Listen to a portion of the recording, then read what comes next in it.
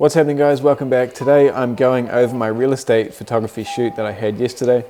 If you guys are following along and subscribe to my channel, have a look in the community section, and I asked you guys what lens I should use for this real estate shoot. Out of a whole bunch of lenses, I had access to pretty much every Sony wide angle lens out there, and it was overwhelmingly the Tamron 17-28mm, which kind of surprised me. I thought most of you would say the 12-24, but anyway, I went out and I picked up the Tamron 17-28mm from Auckland Camera Centre, so thanks to those guys for lending it to me again, and I used it for the entire shoot. The only issue I had with the Tamron 17-28 is it has pretty terrible distortion at 17mm, and there's no Lightroom profile for that at the moment, so it's a little bit difficult to correct. I did take with me my 24mm G Master and my 85mm G Master, but I never took them out of the bag. I didn't really need them. I just kind of took them along because I have them and maybe they would come in handy for something else. I did also take my tripod with me, obviously, which is a A7RIII, I think that's how you say it. I'll put the description down here, but that's kind of a must-have for real estate photography.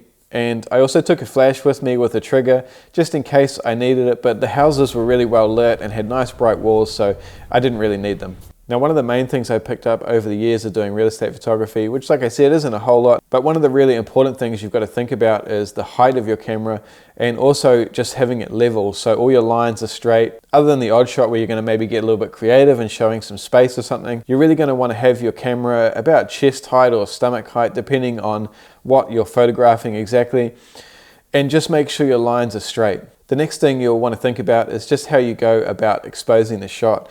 So I did plan on doing multiple exposures and kind of blending them as an HDR shot just to get the outside exposure really well lit as well. So all of these shots I did bracket them, and if you guys don't know what bracketing means, it's just taking 3 or 4 shots or however many you want to do at different levels of exposure and then blending them later in Photoshop or Lightroom to create an HDR photo. After all that, I only really did it with one shot, which was this one here, and I didn't even really need to. The dynamic range of the A7R3 is really amazing, so it's really going to depend on what camera you used, but all of these other shots were just the middle exposure, maybe the one that was a little bit darker, and then I just brought the shadows right up, bumped the exposure a little bit, brought the highlights down, and I got really all the dynamic range that I needed. Some of them would have been a little better, I'm sure, with HDR, but you know, it just wasn't necessary, and I don't really want that really fake look. I just wanted to be able to see out the windows, you know, show what's going on and have a good tonal range inside the house. One of the questions you guys asked me was to talk about pricing and strategies on how to get jobs and stuff like that. Pricing is a really weird thing, and you know, my recommendation is just do what you think it's worth. It's not always worth doing it really cheap unless you really need a portfolio or something like that. You need a bunch of images to put on your website, then maybe you can do a little bit of a deal, but you just can't make a business off doing houses at $50 a session.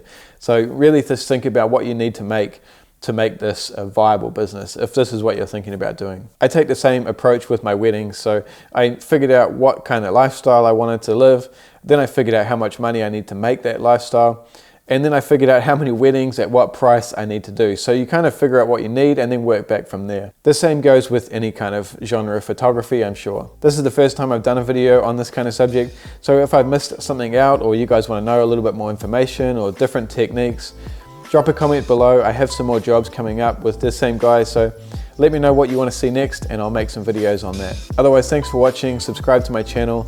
I'm out making some more videos today, so I'll see you guys soon.